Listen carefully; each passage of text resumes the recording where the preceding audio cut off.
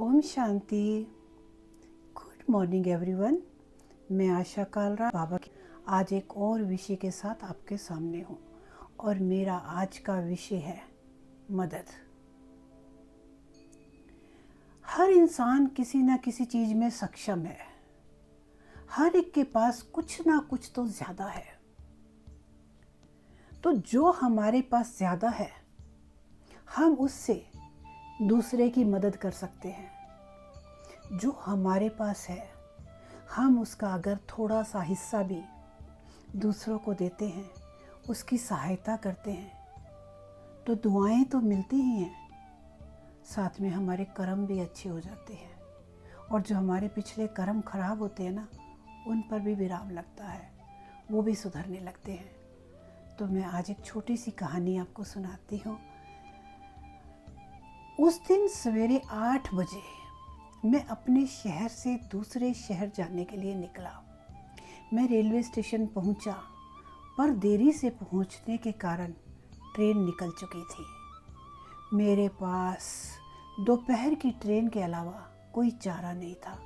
मैंने सोचा कहीं नाश्ता कर लिया जाए, बहुत जोर की भूख लगी थी।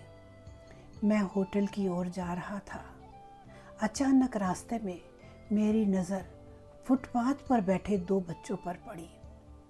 दोनों लगभग 10-12 साल के रहे होंगे। बच्चों की हालत बहुत खराब दिखाई दे रही थी। कमज़ोरी के कारण अस्थि पंजर साफ दिखाई दे रहे थे। वे भूखे लग रहे थे। छोटा बच्चा बड़े को खाने के बारे में कह रहा था और बड़ा उसे चुप कराने की कोशिश कर रहा था। मैं अचानक रुक गया।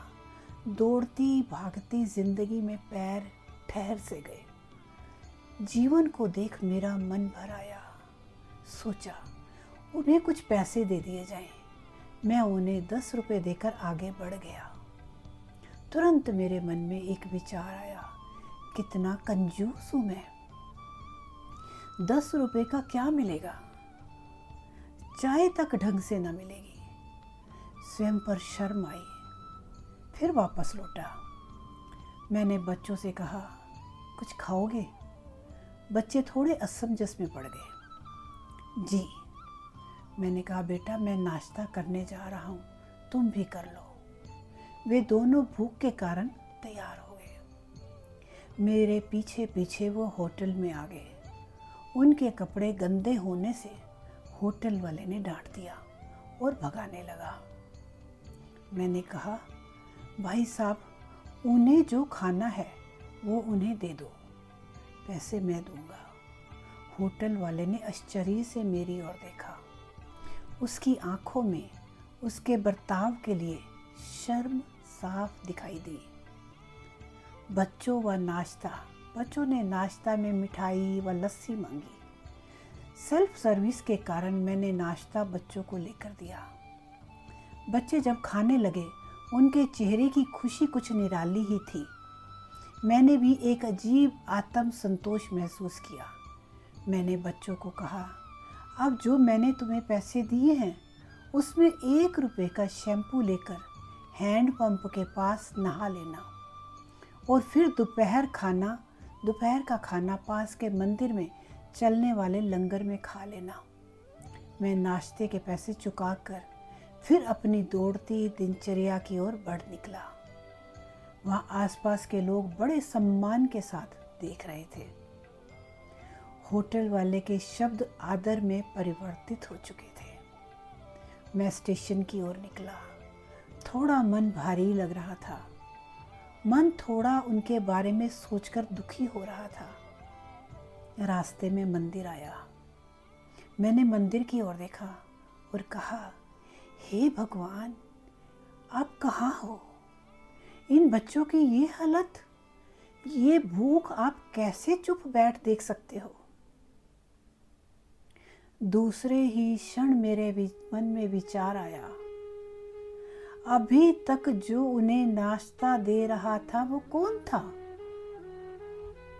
क्या तुम्हें लगता है कि तुमने वह सब अपनी सोच से किया?